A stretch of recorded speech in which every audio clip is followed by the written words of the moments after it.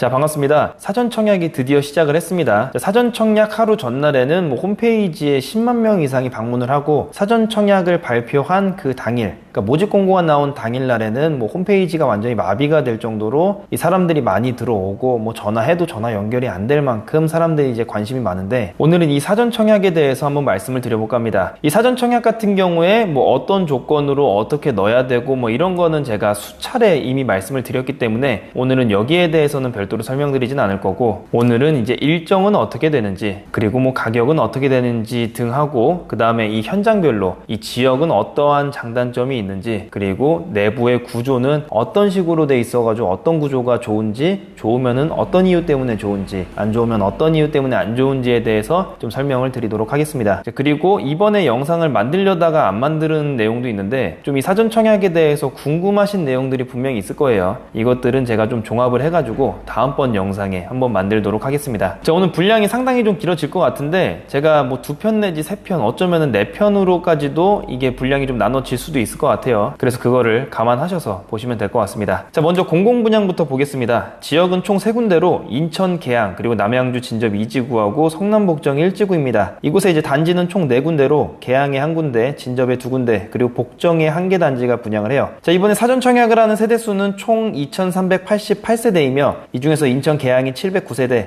남양주 진접에 873세대와 223세대, 성남 복정에 583세대가 분양을 합니다. 면적은 계양이 25평형과 30평형, 그리고 33평형을 분양을 하고, 진접이 21평형과 25평형, 30평형, 33평형을 분양하며 복정이 21평형, 25평형으로 분양을 하고, 각 공급 구분별 세대수는 화면에서 보시는 것과 같습니다. 자, 분양 가격은 계양과 진접이 평당 1,400만원대, 복정이 2,700만원대로 2배가량 정도 차이가 나네요. 자, 분양 일정은 특별 공급이 7월 28일서부터 8월 3일까지 1순위 중에 가능성 있는 1순위인 무주택 기간 3년 이상 납입 인정금액 600만원 이상인 사람이 8월 4일, 그리고 가능성이 없는 1순위인 전체 대상자가 8월 5일 날에 접수를 합니다. 자, 그리고 경기도 및 기타 지역 거주자가 8월 6일서부터 8월 10일까지 접수를 하고요. 자, 그 다음 2순위는 11일 날에 하면서 접수는 마감을 합니다. 당첨자 발표는 9월 1일 4시 예정인데 일반적인 일정보다 상당히 늦게 발표를 하죠. 굳이 일찍 발표할 필요가 없어서 그런 것 같기도 하고, 어차피 본 청약은 한 1년 정도 뒤인데 이거 빨리 발표하면 빨리 발표를 할수록 그 갭이 길어지다 보니까 일부러 조금 천천히 하는 것 같아요. 자, 그리고 그 다음은 이제 신혼희망타운을 한번 볼게요. 자, 지역은 총 5군데로 인천 계양과 남양주 진접 2지구, 성남 복정 1지구 이외에 의왕 청계 2지구하고 위례 신도시까지 있습니다. 이곳에 단지는 총 7군데로 계양에 하나, 진접에 2개, 그리고 복정에 2개,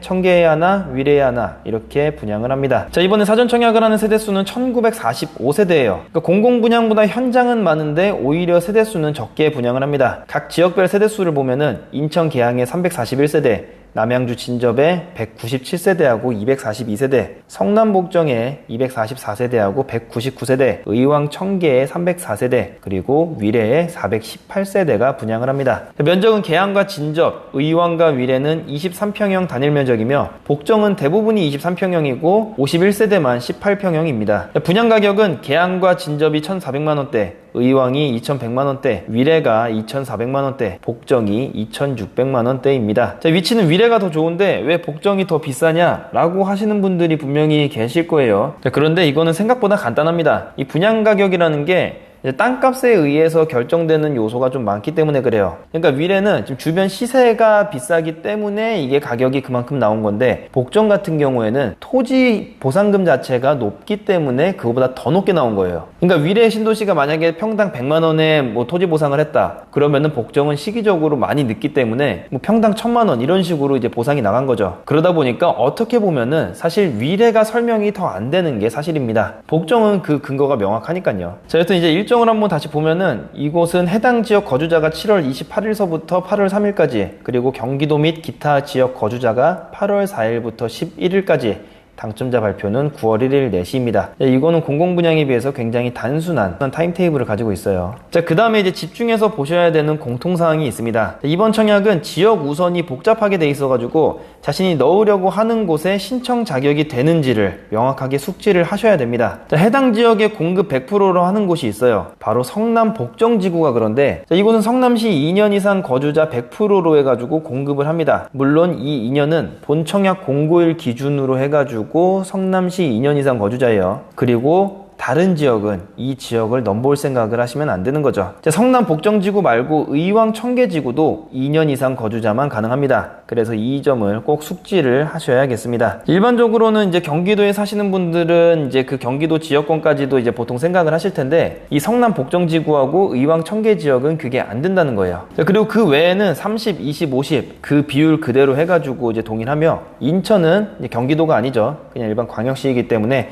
당해 지역 50%하고 기타 수도권 50%로 되어 있습니다. 자, 그 다음은 이제 각 지역별 입지가 어떤지, 그리고 구조는 잘 나왔는지 한번 보겠습니다. 자, 먼저 인천입니다. 우선 이 토지 이용 계획도를 보면은 참 눈에 띄는 것이 있어요. 3기 신도시를 어떻게 만들겠다라고 하는 그 의지를 여기서 볼 수가 있습니다. 일반적인 신도시와는 다르게 엄청난 양의 업무용 토지가 있고, 그에 비해 적은 양의 주거용 토지가 있습니다. 그리고 상업용 토지가 거의 없어요. 자, 기존에 있던 신도시들은 이제 이런 모습인데, 그에 비해서 상당히 업무용 토지가 늘어나고 그 자리를 상가와 주거용 토지가 내어주었다는 것을 알 수가 있습니다. 자, 제가 그래서 여기서 이제 막간을 이용한 꿀팁을 드리자면은, 이런 곳 상가에 상가 상층부를 분양을 받으시면은 거의 대부분은 안정적으로 꾸준한 임대료를 받으실 수 있을 겁니다. 1, 2, 3층 같은 경우에 이제 주상복합도 그렇고 뭐 사무실도 그렇고 해서 그 겹치는 게 많은데, 이 상층부는 전혀 그러지 않을 것 같아요. 이거 이제 주택 받으신 분들 이제 투자용으로 보실 때, 아, 이런 식으로 상가를 보면 되는구나 하는 이제 꿀팁을 잠깐 안내를 해드렸고, 자, 그 다음에 이제 특별기획 구역이라고 해서 이제 적어놓고 아래쪽 범례에 자동차 정류장이라고 한 곳은 슈퍼버스라고 불리우는 SBRT가 가는 라인을 따라가기 때문에 지하철처럼 따로